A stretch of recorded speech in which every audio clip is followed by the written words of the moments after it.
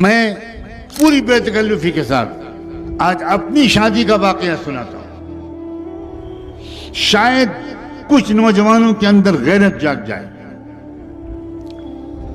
میرا رشتہ جس خاندان میں طے ہونے لگا، اعلیٰ درجے کا دیندار خاندان، یو پی کے تبلیغی جماعت کے امیر کی بیٹی حضرت شاہ عبد القادر رائے پوری رحمۃ اللہ علیہ کے خاص الخاص تربیت یافتہ کی بیٹی، اس کے باوجود میں نے خط لکھا اس لڑکی کے نام جس کے ساتھ میری شادی ہونے والی تھی، اور اپنی بڑی بہن کو وہ خط لکھ کر دیا اور کہا کہ آپ اس کو پڑھ لیجئے اور ان صاحبزادی تک اس کو پہنچا دیجئے۔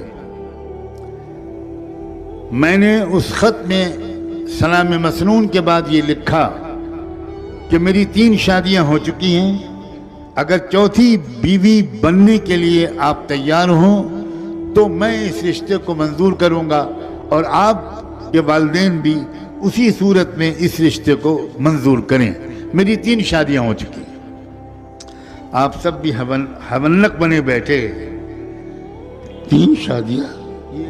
یہ حضرت اتنے رنگین تھے؟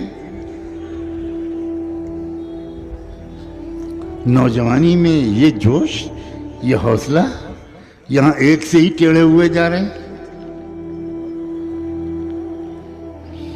گھبراؤ مت، میں اب اگلا جملہ بتاتا ہوں۔ میری 1 شادی ہو چکی ہے علم سے، میری 2 شادی ہو چکی ہے ذکر سے، میری 3 شادی ہو چکی ہے دعوت و تبلیغ اور اعلاء کلمت اللہ سے۔ اب 4تھی بیوی بن کر ان تینوں کی سپورٹ کے لیے اگر تیار ہو تو مجھے منظور ہے، ورنہ اپنی زندگی کو مشقت میں مت ڈالنا۔ میری بہن نے یہ خط پڑھا، کہا تمہارا دماغ خراب ہے؟ یہ کوئی خط دینے کا ہے؟ اس طرح لکھا جاتا ہے کہ میری 3 شادیاں ہو چکی۔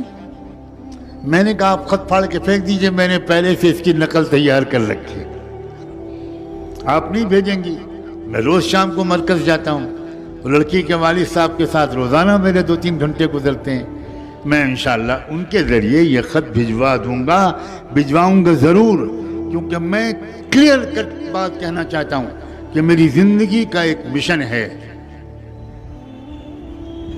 میری زندگی کا مقصد تیرے دین کی سرفرازی، میری زندگی کا مقصد تیرے دین کی سرفرازی، میں اسی لیے مسلمان، میں اسی لیے نماز